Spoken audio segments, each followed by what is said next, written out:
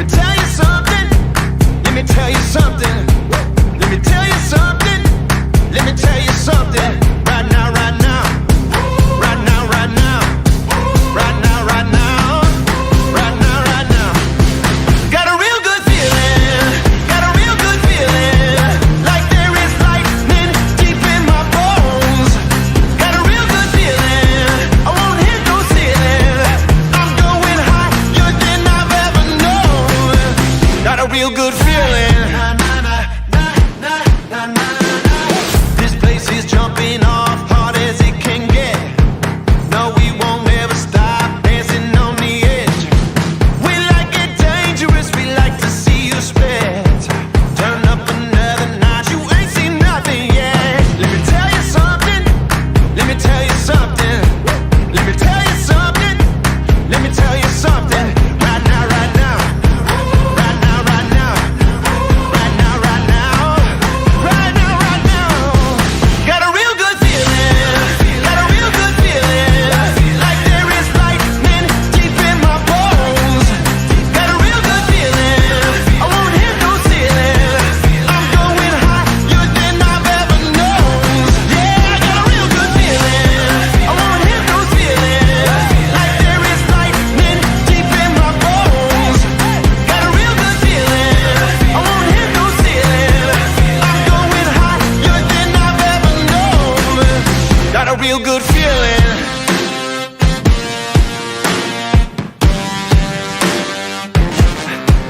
Right now, right now. Right now, right now. Right now, right now. Right now, right now. Right now, right now. Right now, right now. Right now, right now. Right now, right now. Right now, right now. Right now, right now. Right now, right now. Right now, right now. Oh, I got a real good feeling. Got a real good feeling. Like there is lightning deep in my bones. Yeah, I got a real good feeling. I won't hit no ceiling. I'm going higher than I've ever known. Yeah, I got a real good feeling. Got a real good feeling. Like there is lightning deep in my bones. Yeah, I got a real good feeling. I won't hit no ceiling.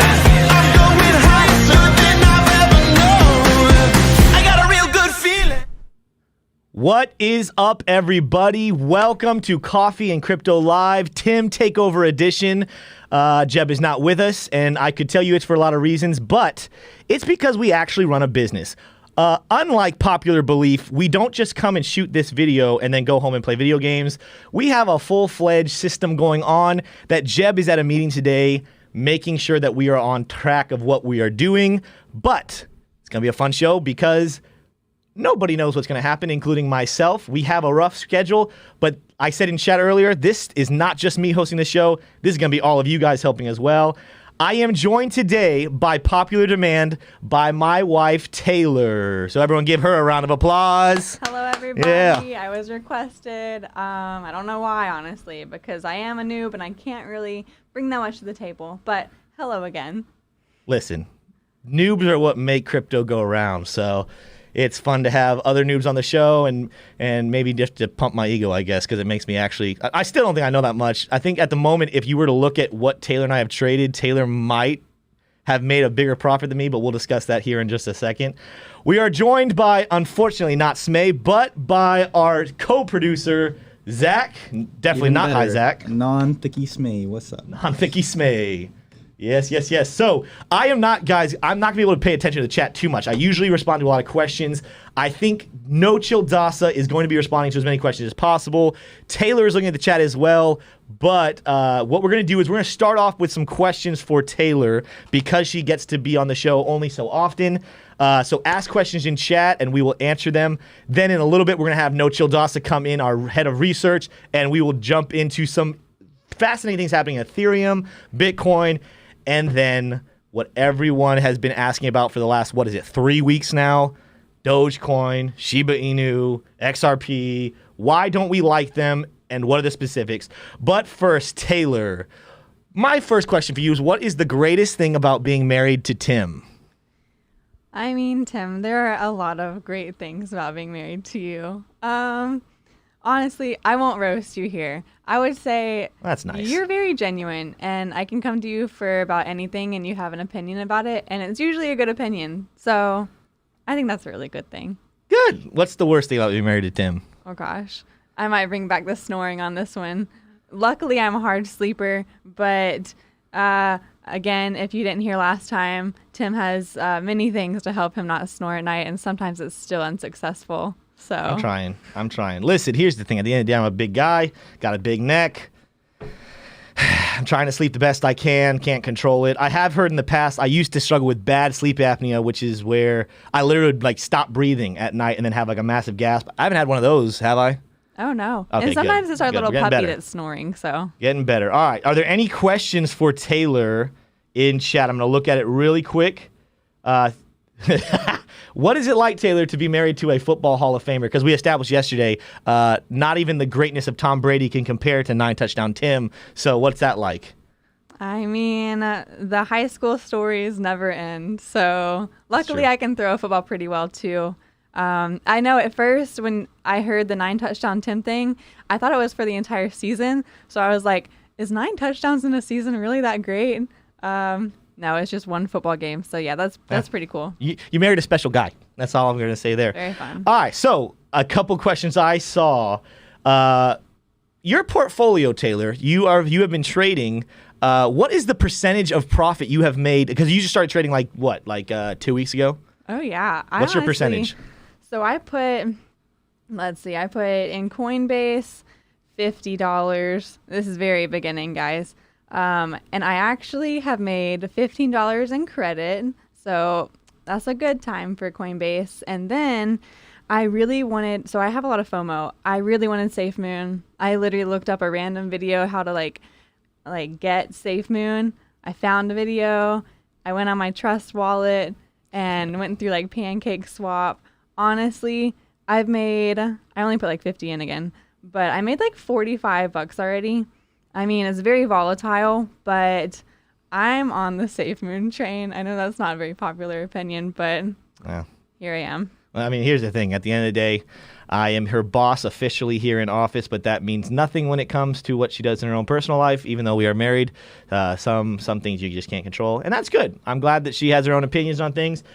But we'll talk a little bit later about what my opinion on SafeMoon is, but I'm very glad that she has made money from that. Are there any other questions for Taylor in chat? Are you guys looking at chat? Before we let her go back to work and we'll bring Dasa in on the show. Let me see. We are going to be jumping into some crypto news here in just a second. Just want to make sure everything else. I think we might be good. Taylor, thank you for joining us. We'll have you on very, very soon. Real quick, last question I'll have for you. What coin are you most excited other than SafeMoon about that you want to get involved with? Actually, I put a tiny bit into BNB. I might actually look into BNB some more. Okay. So we'll see about that. Not a bad one. Not a bad one. All right. Well, that was my wife, Taylor. You heard it here first. She likes SafeMoon and BNB. Someone asked in chat, what does Taylor do in the office? She is our SEO analyst, so she helps look up SEO stuff to inform our videos better, and she is our writer. She copyrights all of our information to make sure. I don't know if you guys were with us like a couple months ago. We had a couple streams with misspellings and sentences that didn't even exist in the English language, so she has come in and helped us correct that. We have not had too many of those recently, and so that's been awesome. But that being said, by the way, in case you guys have been tracking, I still have a large amount of that being said to say. I've only said 17 of my 39 that I bought with Dogecoin, so that's one more on the list. But we're going to go ahead, Taylor, if you want to go get Dasa, and we will move forward with the stream. All right. Peace out, guys. The question that a lot of people have been asking, let me move this right here. In case you're wondering, I have two computers because my computer right here does not, for some stupid reason, connect to the stream. So I'm using Jebb's computer over here because we're going to look at some chart stuff, and then I'm using my computer for all of my notes that I took. In other words, compensation. Yeah, well, it makes things a little easier. Welcome to the show, No Chill Dasa. What's going on, Look at ladies his and gents? What's hair. going on? How y'all doing today? Man. I know my hair's wild today. I usually see you with a hat on like me, but you had to do the hair today. I know, man. Come on. All right, so A question that has been being asked a whole heck of a lot is what is happening with Ethereum, and will we see a flippening of Bitcoin? So in case you are a crypto noob, what we mean by flippening is the market cap of Ethereum surpassing that of Bitcoin's. So at the moment, if we were to look, let's see, go ahead and go to my chart, Zach, or the screen. At the moment, we are sitting at a trillion 55 billion market cap for Bitcoin, and we are sitting just under 500 billion on Ethereum, which super cool. We actually know that has meant that we actually surpassed Visa and JP Morgan in value. So right now, Ethereum is a more productive and more beneficial product or company than JP Morgan and Visa. Pretty darn cool. And I don't think that we're anywhere close to where Ethereum will go. But here is the question. I'm going to let Dasa talk about it for just a second. Do we think we are about to see an Ethereum flippening? So my personal take is that we're not going to see a flippening. I don't think it overtakes Bitcoin. Do I think it takes from its dominance? Yes, I think we're in an altcoin season. I think that's where we're at. Bitcoin has showed a lot of weakness lately, and that's not to say that Bitcoin's bad or that it's going to die or anything like that. I still think Bitcoin is the king of coins for a reason. Yeah.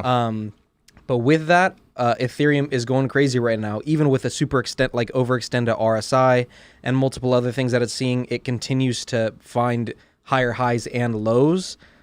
Which is a great sign. I think it's in a good bull market and in a healthy place. So I don't think there's going to be a flippening, but I think Ethereum is doing really well for itself. Yeah. And it could steal a lot of dominance from where Bitcoin is currently.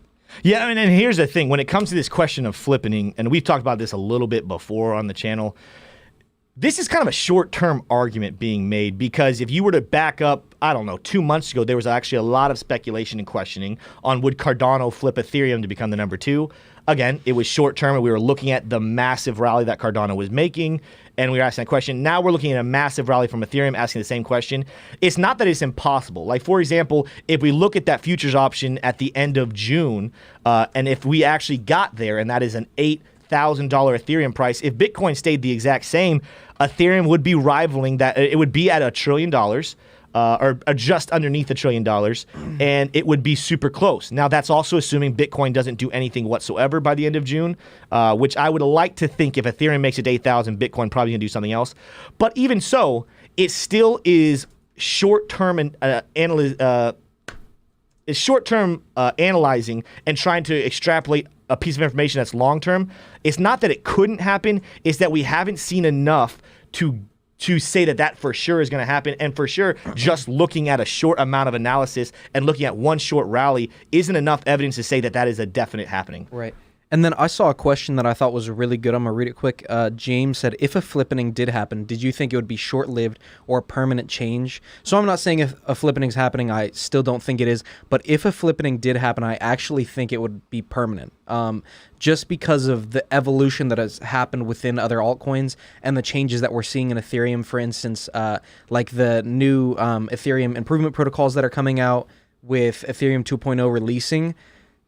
Altcoins are really good in a lot of ways. Like, there is a lot of benefit to altcoins if they're done properly and still maintain the decentralized nature of typical cryptocurrencies. So if they overtook Bitcoin and if there was a flippening, I actually think it would be permanent. But I don't think that's going to happen.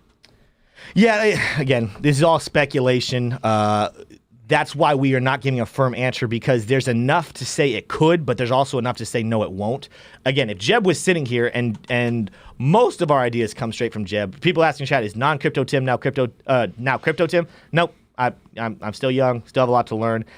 But I do utilize a lot of information I gleaned from Jebb. So just because we're saying it does not mean Jebb doesn't agree. Jebb is on the same page. He sees there is a potential that Ethereum could jump Bitcoin, but realistically, long term, there's actually a lot of indicators and things showing that it would not.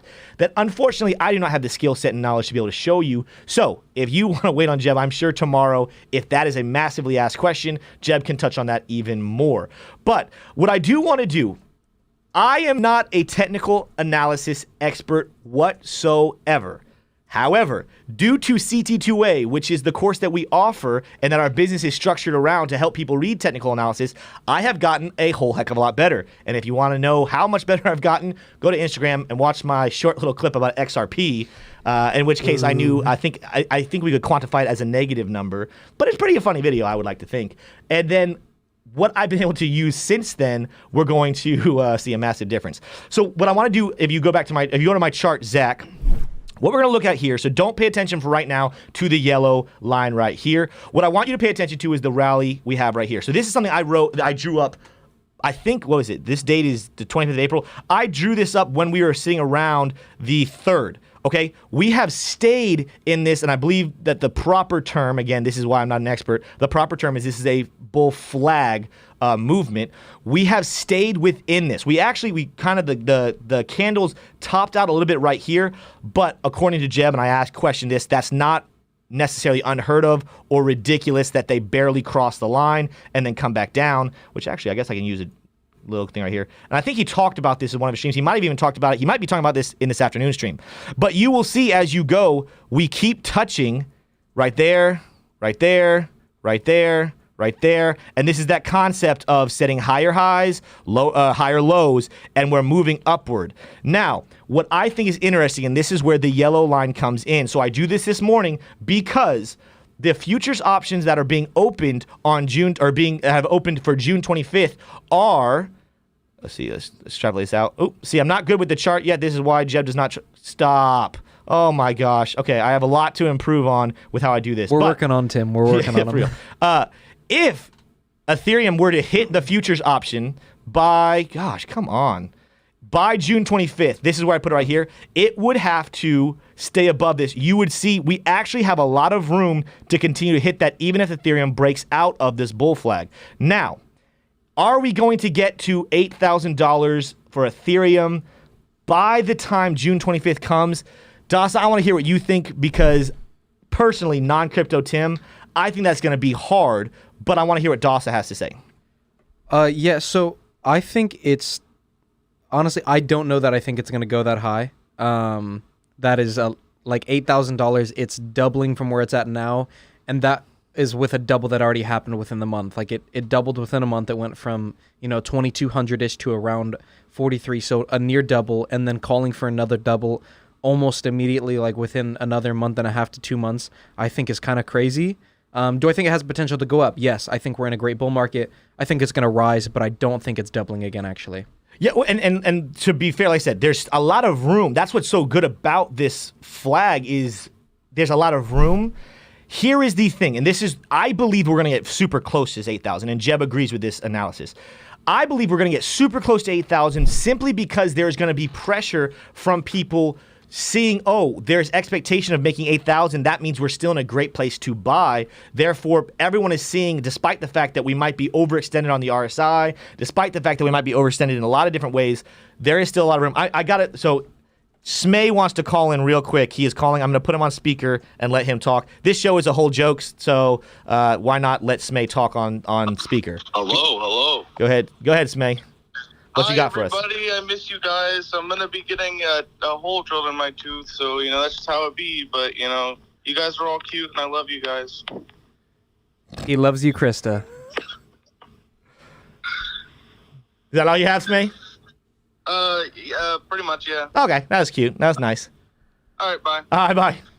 Yes, so, real quick, before we move forward, I do want to respond to a couple things in chat. Dasa, what do we see in chat that would be interesting to talk about?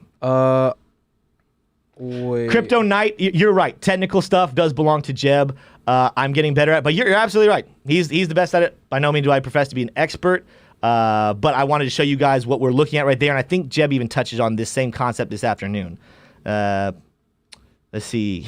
Josh Haynes, yes, he does talk about free trade. So here's the thing. I'm not necessarily terrible at navigating on TradingView. What I'm terrible at is doing it in real time the way Jebb is able. Like when Jebb was able to do those 2-minute technicals, I don't know how he managed that because his ability to speed through everything is out of this world. He is a very talented man.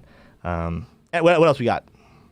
Okay, so I saw a question, and I wanted to address real quick. The person who super chatted Big DTLS, did XRP really just win against the SEC? So I looked it up. Oh, yeah. I can't find anything on it. I don't think that that's official news. If you had a link for us, if you want to email me real quick, I will put my email in the chat. If there's a link that you have saying that XRP beat them or whatever, I'd love to know.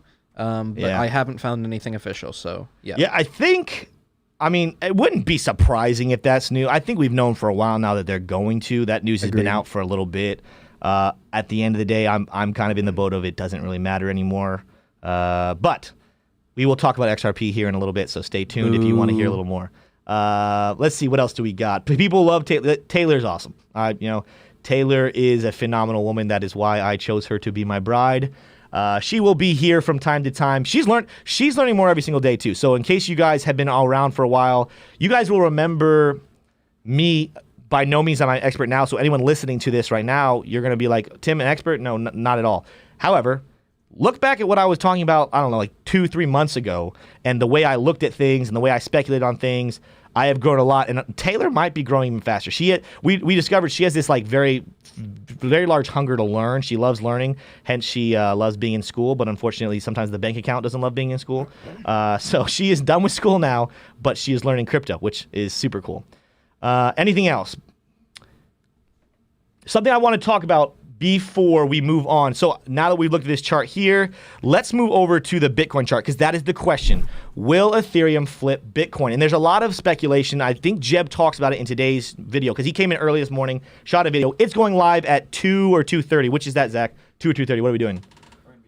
2 o'clock. All right, so at 2 o'clock, there will be a video where Jebb did some technical analysis, both on Bitcoin and Ethereum, and he talks about the FUD that you've seen in recent news where people are speculating that Bitcoin could drop as low as 42,000. Now, is it very possible? Absolutely. But go to my chart real quick, go to the screen that I have. What we see here is an ascending wedge. I don't always have the right terminology for every single term, but what we have here is an ascending wedge, and right here, whether this is the right name or not, I'm going to call this the ascending level of support. While there could be a drop to 42,000, you'll notice within this chart, Bitcoin is staying within. We see a slight drop right here. Let me use that pencil. We see a slight drop right here, but then almost an immediate correction back up. I think this shows right now, currently, we're dropped below it. But the other thing is, looking at this blue line, this level of support at 55,400, I think is roughly where it is. Maybe it's a little bit above. Anyway, so if you zoom in closely, gosh, stop doing this, Tim. Again, trading view. I also am not used to using this computer, so that plays a part of the role. If you look at where these candlesticks actually hit, they all are hitting right there on the level of support. What do I take away from this? I do not think this is a time to freak out and worry. I think there's going to be a lot of people speculating, should I sell my Bitcoin and wait for it to drop to 42,000?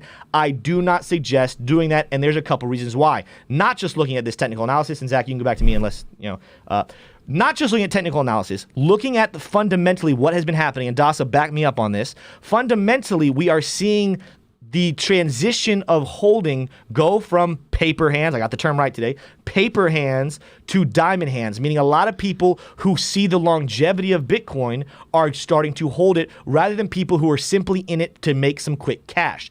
If you want to make quick cash, Bitcoin probably is not your game right now. But if you are thinking long term, if you are thinking, what does my wealth look like in the future? Those are the people who are buying Bitcoin. So while everyone is freaking out and worrying about, oh, what kind of Dogecoin do I have right now? Or what kind of Shiba Inu do I have right now? Because that's really hot. What you should be worried about is years from now, did I get in on the access I had to Bitcoin, or was I left out in the cold? Dasa, what is your thoughts on that?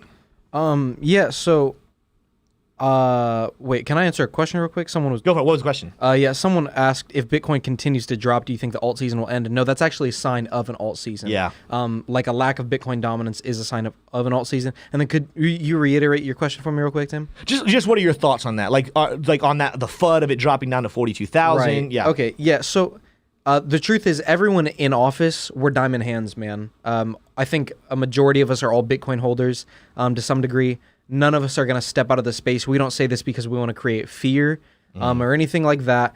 And we've stepped into a place where a lot of the people that are now holding Bitcoin are also diamond hands. Like, everyone that's in the space is holding tight, and I think that's actually a part of the reason we're seeing consolidation. There's not as much active volume because people are holding in preparation for some kind of breakout. So I think we're in a good spot. I think Bitcoin's fine. Yeah, nope, I agree. I'm looking at chat real quick before we move on. Let's see. We're testing a level of resistance again. I'm going to look at that because I see Bitcoin. Yeah, we're testing that level of resistance, but that's the thing is that might be normal. And like I said, this is not expert technical analysis. The good news for you guys is if you came in asking for Jebb's expert technical analysis, he is doing some of that this afternoon. The point of this stream is pretty much the show must go on. Just because Jebb's not here doesn't mean we won't have a show, doesn't mean we can't have a good time, and it doesn't mean we can't actually talk about important information. Because while I'm not an expert in technical analysis, and I'm not an expert in probably anything crypto, I do believe that there's a lot of logic to things that I'm coming up with. Again, and a lot of this is backed by and informed by Jebb. So, that being said, boom, that's another one for me. Where'd my pen go? Let's see. He's buying more Doge, ladies and gentlemen. literally have like 17 of these left. I bought myself. For those who don't know what happened, I told people the other day, someone pointed out that I say the sentence, that being said a lot, which is another one. They say I say it a lot. Someone joked, like he says it like 100 times a stream. So I said, I'll cut it down to 99. I put a punishment on myself that I would buy one Dogecoin per time I said the word. I said it twice during that stream. So I'm a man of my word. I bought the Dogecoin. Here is the problem. I did not want to use Robinhood, and there's a very good reason why I did not want to use Robinhood. So I used eToro. The problem with eToro is that you cannot buy less than $25 worth of something. So I had to buy 39 Dogecoin. So therefore, for two sentences, or for two times using that sentence, I had to buy myself 39. So I'm using it as a free spree just to say whatever I want. That's why I say it all the time, in case you guys are missing the joke. But what we want to do, someone asked in the chat, no Jebb. Yeah, no Jebb. Jebb's not here today. This is the Tim Takeover. Some people like it better. Some people like it worse. You know, some people hate it all. So I bet you some people literally, I think I saw a comment that said, no Jebb, I'm out. I saw another one that said, no Smay, I'm out. Here's the thing. I was trying to get, this was supposed to be the Tim and Smay takeover, but my boy Smay decided to rot out his tooth so that he could go get a dentist appointment. So that is what he's doing currently. He called in the show a little bit ago, said he loves you guys, which is true, but he's not here, and that's sad. Zach, do you have anything you want to say? You've been quiet this stream, and usually we have a little bit of a smengatang attack going on right about now. Yeah, guys, let's just bring up the point that Tim actually bought his own saying. He can literally, he bought more. About what? So that you can. Oh, yeah. Yeah, No. like you bought more, but then you used it as an excuse to then. Well, I didn't do it on purpose as an excuse. I didn't find out until purchasing that I had to buy $25 worth. Yeah. And so it became an excuse, and it's okay because, you know, do the crime, pay the time. I had to pay the time before ever doing the crime. So if I'm going to have to do the time, I might as well get to do the crime is my argument there. Now, let's move forward. I think that we have touched on enough. Again, if you want more and better information on Bitcoin and Ethereum, and if that flippening is happening, you know, I don't think it's going to happen. Dawson says there's speculation it could. He doesn't think it's going to happen. Jebb doesn't think it's going to happen. But what do you think? Let us know in chat. We are going to move forward. So if you saw the title, we said, let's put this dog to bed. There's been a whole heck of a lot in the last couple of weeks of war cries. I mean, for lack of a better way to put it, war cries about Doge, and then you got Safe Moon that rears its head, and then we have Shiba Inu, and then you have the XRP army coming in. Here is the thing, and this is a very well-known fact. This channel, they are not really, we are not supportive of those coins, but there are differing reasons, and we do want to cover what those reasons are. So a couple of weeks ago, I gave an analogy that I want to reopen and get Doss's take on and Zach's take on, because I don't think they were in the room when I did it. But we were talking about XRP and Dogecoin. And so first, I'm going to stop right there. I want to let you guys know, while I don't buy Dogecoin unless I'm penalized, and while I don't buy XRP and Shiba, the reasons I don't buy them are very different, and we're going to talk about that. My analogy was, and this was before I really knew Shiba Inu was going to blow up and do everything. My analogy was that imagine a classroom. Imagine we're sitting in class. The annoying kid. Have you guys ever seen the show Recess? I know I'm older than these guys as a young group. The show Recess, which was popular back in the late 90s and early 2000s, had a character named Randall. And Randall was the most weenie looking, but like, He just looked like you wanted to punch him. And his whole bit was that he was the teacher's pet who tattled on the rest of the kids. I don't think there's a better example of what XRP is than Randall. And before you guys go on, because everyone always does, why the heck is Tim pooping on XRP when he's wearing an XRP hat? This is Hurley. XRP is like a top and a bottom. Hurley's are the two sides. XRP is like Randall from Recess. If you don't know who it is, go look him up. Just go look at a picture of Randall from Recess.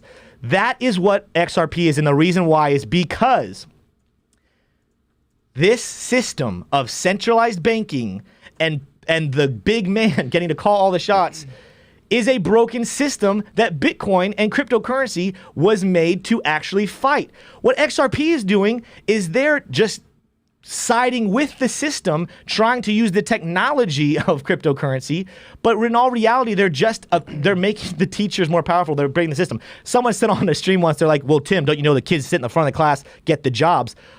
Okay, they get the jobs to be the boss. Why? Because they're cogs in the broken system. So yeah, they're going to be the boss because they're the teacher's pet. They're who the system loves. Like at the end of the day, if they're not going to fight the system, they're going to become the boss. What we're talking about with cryptocurrency is breaking the entire system and starting over, decentralizing it, getting the power back to the people. Now, Bitcoin and Ethereum, Cardano, I love these projects. I think they're great. They're going to push this. Where Dogecoin sits, and I compare Dogecoin to the kid in the back of the class who's starting a fire. Why is he starting a fire? Because he hates the system. Unfortunately, though, if that fire gets out of control, it's going to burn down the entire school, killing everybody who's inside. So while I applaud Dogecoin's purpose of decentralizing and getting the power out of the hands of the people, the fire that Dogecoin could destroy everybody, and that's why I'm not big about Dogecoin. Another problem with Dogecoin, and Dasa, I know you were talking about this with us too, is despite the fact that Doge wants to be decentralized and it was made to be decentralized, it actually might be one of the most centralized coins in the market because 1% of the people holding own like 90% of it.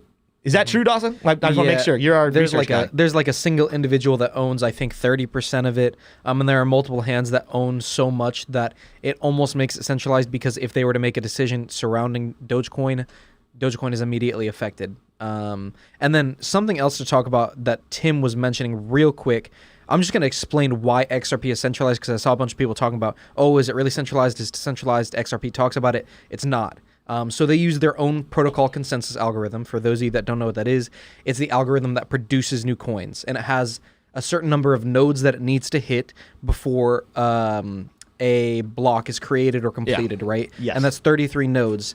Ripple, the company that created XRP, hand selects. They are the ones that select the list of nodes and who oversees the transactions, meaning it is entirely 100% centralized. They choose who oversees it. Yeah. The point of cryptocurrency and decentralization means the people choose how something is overseen. Ripple oversees it. It is centralized. It's trash. Yeah. Well, I mean, practically what they're saying is, hey, we'll give you the choice, but we get to choose the options. What I don't even want to go in. I think we all know what that seems similar to. I don't even need to say it. That is not decentralized to say, hey, you guys get to vote, but we get to choose what you get to vote on. Because they're giving us all the options. They're still controlling everything.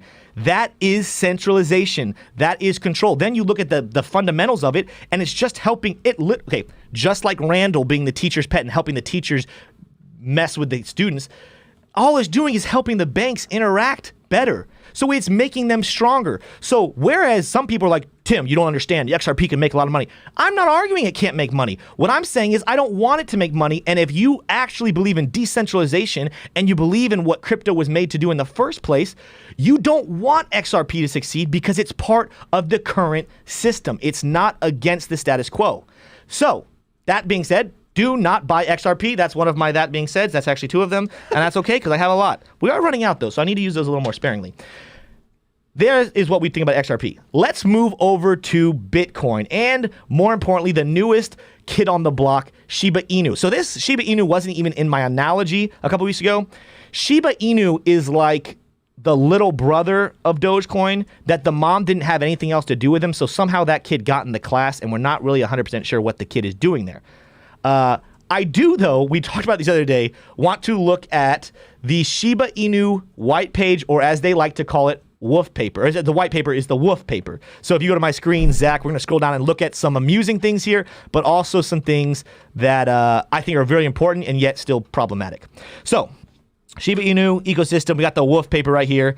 And we scroll down right here. We don't just in the introduction, we see here we are an experiment in decentralized spontaneous community building. Pause. You can go back to me real quick, Zach. Spontaneous community building. They are saying we have no plan. This was spontaneous. There wasn't too much thought put into this. And as you can see there, the wolf paper, we talked about it the other day, they don't let you mine coins. They let you bury them like a dog. I think it's funny, but don't get too crazy about it. Shiba Inu is a bigger joke than even Dogecoin was, because Dogecoin was made as a meme, and then people started taking it seriously. Shiba Inu, I literally think the creators of Shiba Inu literally said, hey, if things like Dogecoin can get through, let's test this boundary of how stupid we can be, and people still adopt us. Now, are people making money from it? Absolutely. We'll cover that in just a second. But something I do want to scroll down, and something I love that is on their wolf paper, white paper. Go back to the screen real quick. I don't know if you were back on it, Zach. So right here, why decentralization? Great question. Because again, what is the problem with the current system is that it is centralized. The banking system is centralized. So cryptocurrency was put into place to decentralize it. So why do we need decentralized cryptocurrency?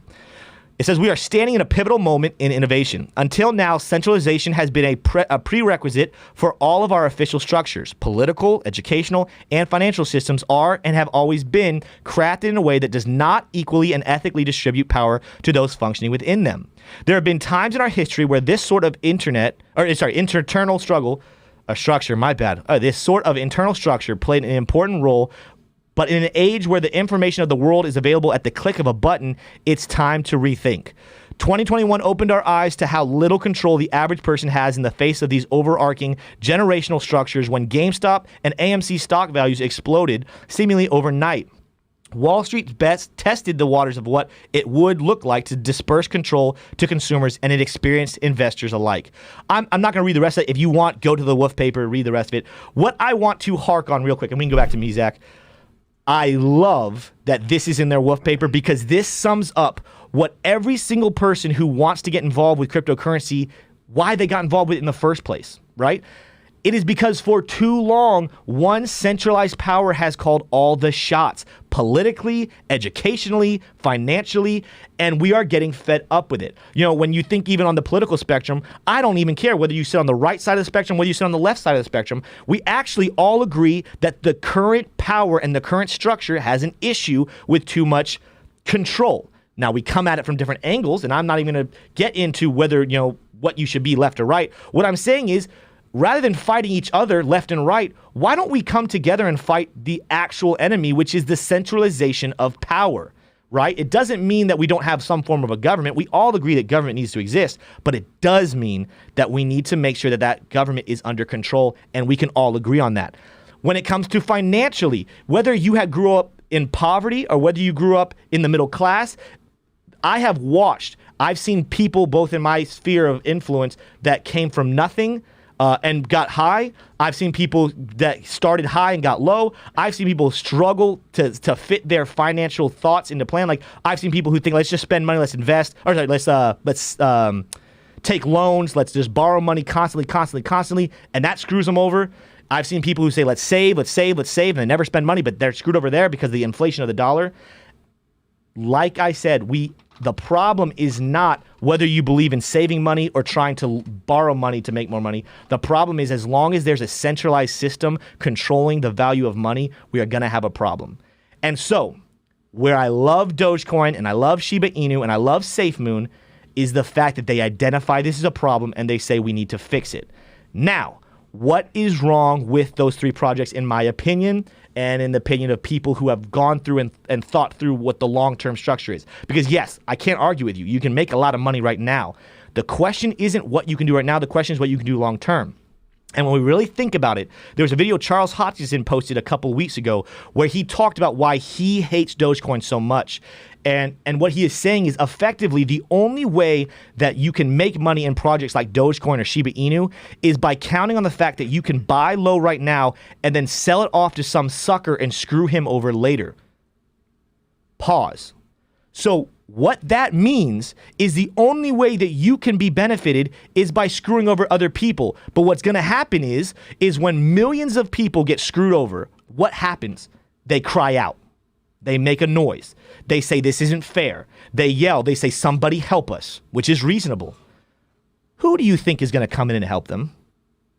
The government, the centralized banking systems. They're going to come in and put regulations not only on projects like Dogecoin and Shiba Inu, but on projects like Bitcoin, Ethereum, Cardano, Binance. Every project that actually has a long-term purpose and will bring long-term prosperity to people will have regulations put on it because of projects like Shiba Inu and Dogecoin and SafeMoon. Despite the fact that their why is pretty good, their what is not good enough, and it screws people over. So why am I so adamant about not putting money into these projects and not putting especially a lot of money, is because on the upside, let's say you make a lot of money. Well, you just made a lot of money at the expense of a lot of other people. Whereas when it comes to projects like Bitcoin, Ethereum, Cardano, you can make a lot of money alongside other people. As we just talked about a little bit ago, Dogecoin, harking on Dogecoin, 90% is home by 1%. And I don't know every single number. I know Robinhood obviously is up there. Don't even get me started on the problems with Robinhood. I know Mark Cuban is up there probably in the top 1%. While he is very outwardly spoken about, obviously we have the Elon Musk stuff as well as him taking it to the moon, although there's no evidence that he personally owns any of it whatsoever. Mark Cuban, we know he owns some. And here is the thing. If he owns the majority and him getting in or out of it can make or break the currency, what you need to ask yourself if you're holding Doge currently is, do you trust Mark Cuban to have your best interest in mind? If you can answer yes, maybe you're good. But if you answer I'm not sure, you really should get out of it right now, because one morning he can wake up and say, that's good enough for me, that's a lot of money, and boom, every single person holding just got screwed out of their money. That is why it is so dangerous, and that is why we advise so strongly to stay away from it. Do we like its why? Do we like the fact that it's decentralized? Absolutely. That's what gives it a little edge to me over XRP. Just in case you're wondering, in my mind, and Jebb, I told this to Jebb, and he's like, full agreement, so this is Jebb's mind as well. It goes like Bitcoin, Ethereum, Cardano. Then we drop down here, Doge, SafeMoon, Shiba Inu. Then we drop down there, I don't even know if you can see more, XRP, and then directly right underneath it, centralized banking system. We don't like these projects, and the reason why is because we like you. We want you to be successful. We want you to be financially free. Not a single one of us sitting here or that has gotten into crypto got into it just thinking, you know what? I don't have anything better to do with my money. Why not just go ahead and put it in? Like, we all had a plan. We all thought, how can I, produce for myself? But I would like to think, hopefully, we also thought, hey, what is something I can do for the betterment of mankind? Dogecoin, Shiba Inu, SafeMoon, they do not answer that problem. And that is why we are so adamant about staying away from it. So that is what I wanted to say. Das, was there anything in chat, any questions, any comments that you think we should cover? No, a lot of it was just talking about all the points that you were touching on. I think a lot of what you said was great, and I'd agree. You're good, man. Yeah. Listen, I know Jebb wasn't here, but if you guys like this stream, we're going to have one of these every single month, because once a month Jebb is gone. Like and subscribe to the stream. The stream. I think I said scream. Scream. Words are hard sometimes. The show must go on. Here's the thing. I love Jebb. You guys love Jebb. But what we want to grow is not just the Jebb channel. We want to grow a community. So, this involves me. This involves Smay, Zach, Dasa, Taylor, Shannon, and you guys. Let's grow this community. Let's not just be kind of in our own little bubble. Let's together, just like Shiba Inu's wolf paper says, let's stand up against the centralization of power that has plagued and ruined not only the country of the United States, but the entire world, and let's create a solution that leaves no person behind. That's the whole purpose of what we're doing. Just in case you're wondering, our company, we talked about in the beginning of the stream, our company, which we have a company, our mission and the purpose of our existence is to help people take back control of the destiny that was stolen from them. Who stole it from them? Centralized systems of power, like governments, like banks, like education systems. We no longer want them to call the shots. We want you to call the shots. So if you agree with that, please subscribe to the channel. Please join every single day. We love hearing your comments. We love hearing everything. what I want to do is, because we're going to go ahead and wrap out the stream, I want to update you guys on where we are at in our competition for Friday. So if you are new, every single Monday at 9:30, we predict, Smay, Jebb, and I, what we think Cardano, Ethereum, and Bitcoin are going to look like on Friday at 9:30. So at the moment, I am liking where I'm sitting because our prediction for Cardano, I was sitting at 199, and I think Cardano is going to have a good rally here in the next couple days. Excuse me. But Jebb and Smay were both sitting right above me at $2.01. I think there's a discrepancy we might talk about tomorrow because I think Smay might have fudged some numbers there and looked at what Jebb said. But we'll talk about that tomorrow. Either way, I like my number at 199. For Ethereum, Smay said 4,766. Jebb said 4,300, which is a good prediction, but I don't think Ethereum's done climbing. I think it's going to be closer to 4,400. Let us know if you agree, which one of us you agree with. The one I'm not very confident about, and I'm probably going to lose, but it's okay because it's a winner-take-all, is Bitcoin. I think Jebb's going to win there with his prediction of 58,000. Smay said 60,000, and a couple days when I made this prediction, it looked like Bitcoin was about to jump into a rally. Didn't happen because I said 62,000. That's okay, though. We will get to that 62,000 mark at some point. But let us know in chat, what are you, Team Jebb, Team Smay, or Team Tim? But that is all we have for today's stream, and that is going to wrap it out. I hope you guys enjoyed it. I hope you guys loved it. I want to thank each and every one of you for coming in, despite the fact that Jebb's not here. But I want to leave you with one last golden nugget. Don't buy XRP. Thank you.